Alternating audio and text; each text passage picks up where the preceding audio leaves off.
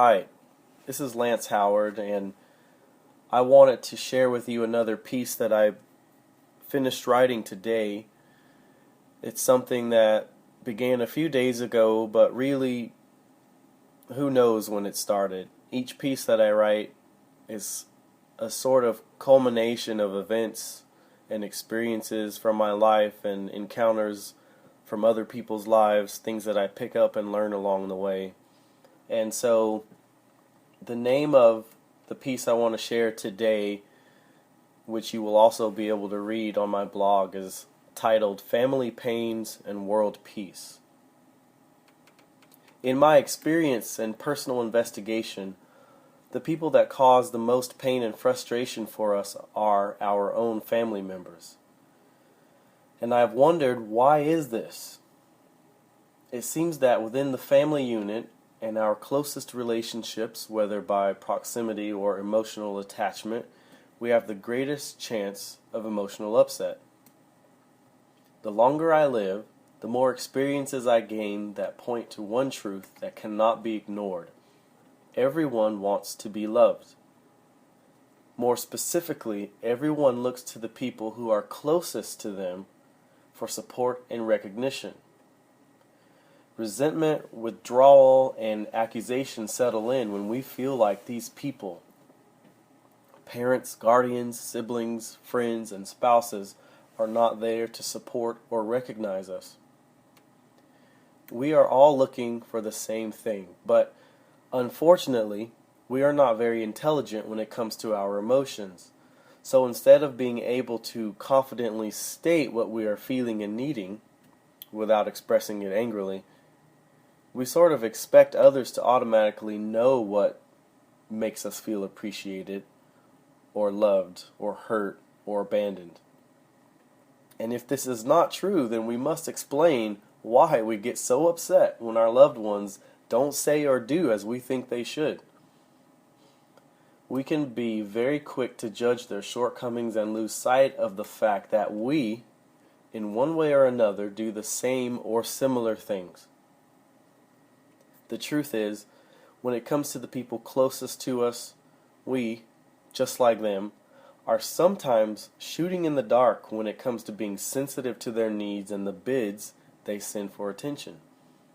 This happens not only because it is impossible for us to know what they may be looking for in specific situations, but also because most times they don't even know themselves.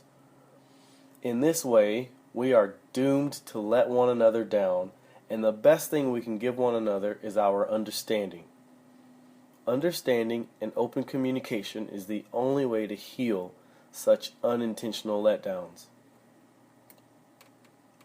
So then, all of this is normal. It is normal for siblings to aggravate one another. It is normal for spouses to feel jealously. It is normal for humans to disagree and also let one another down. But these abnormalities do not express our utmost for our highest. These abnormalities are not excusable for those who intend to create the highest possible version of themselves. We can call this being committed to personal growth. Personal growth also leads to repairing a broken world. Let's be honest. We do not know as much as we'd like to think we do. We parade around soapboxing to our own beat about what we think we know in order to feel better about ourselves. But if we wish to be understood, shouldn't we first understand? If we would choose to be loved, shouldn't we first choose to be and give love? After all, which one of us would choose to hurt someone close by making them feel unloved or by missing the opportunity to show them that we care? Furthermore, if we want to be loved and understood, shouldn't we find that love and understanding first from within ourselves rather than placing that burden on people who are just as human as we are? Not one human can be there for you or for me in a perfect way, a way that makes perfect sense to me or you in every unknown and unknowable circumstance. This is ridiculous. It would be crazy to think that another person could do that. So if perfection is your standard, you had better be perfect yourself. My point is, whatever standard you want to measure others by is the same standard you must hold yourself accountable by. Anything less is self-righteousness. And I must say this again. We are doomed to let one another down, and the best thing we can give one another is our understanding. Understanding and open communication is the only way to heal such unintentional letdowns. Socrates said, "Know thyself." The golden rule, a law of life expressed in every world religion, states, treat others the way you want to be treated. Jesus said, love your neighbor as yourself.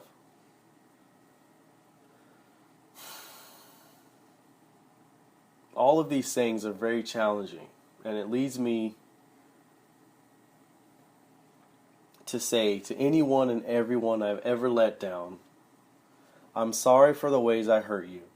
I'm sorry that I did not have the foresight, the wisdom, the knowledge, the understanding, the discernment, the discretion, or the will to know what you needed, what would cause you pain, or how to communicate clearly and in a supportive manner. Please do not hold my humanity against me, but I do not use my humanity as an excuse or a cause pain and get away with it free card. I will own up to and confess my mistakes to you and ask for your forgiveness as well as the chance to know you better in order to help avoid doing the same things again. I will do this with the hope of creating a new and more solid bond between us. I have come to recognize that I have been clueless about the ways in which many people looked to me for support. What qualified me as their support? Well, being their brother or friend or husband or father or son or coach or whatever the person may imagine me to be, the list could go on and on. As life carries us on our journey, we have to be more attentive to the needs of those who are close to us, while also being aware of our own deeper needs. This creates a major problem. It is difficult to be a resource of support when we ourselves are looking for the same thing, though it is not impossible. These types of situations and circumstances happen to us all. We are both the offender and the offended. Therefore, it is no one's fault. We are all in this together. We are here to know ourselves first, and as we learn who we are, we express friendship and love in greater quantity and quality. But there is one way. If we all will be supportive of one another all the time, no one will be left out. If I will be courageous enough to tune in and be there for my wife in her time of need, that will give her incentive to reciprocate the same thing toward me. Someone must go first. Someone must be bold enough to forget themselves for just a moment and also then reap the benefit that life gives when you make such a sacrifice with an aim to see someone else thrive.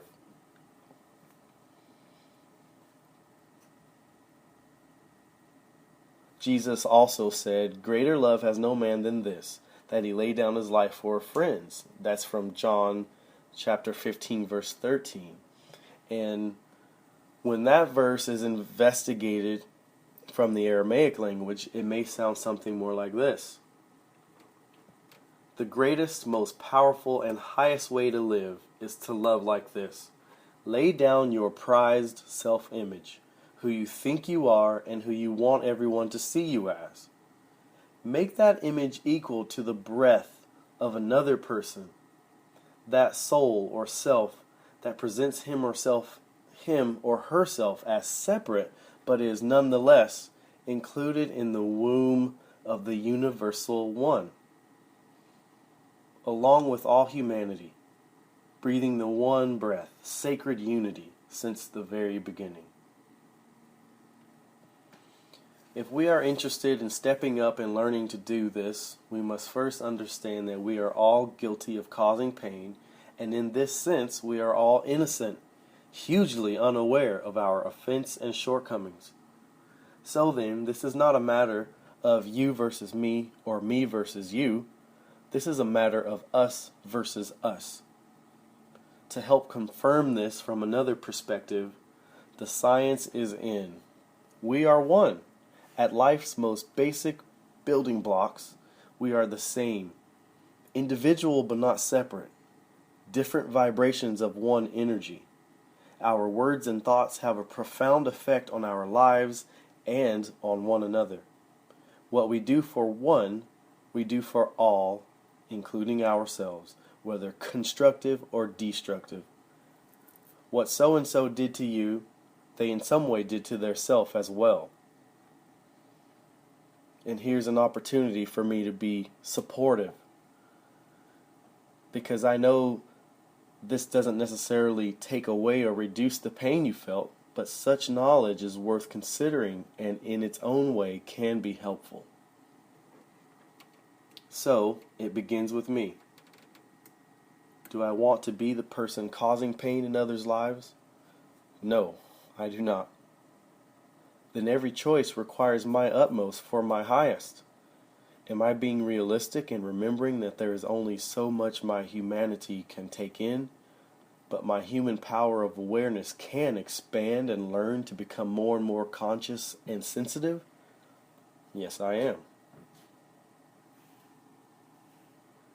Do I have to take on everyone's burdens? No, I do not.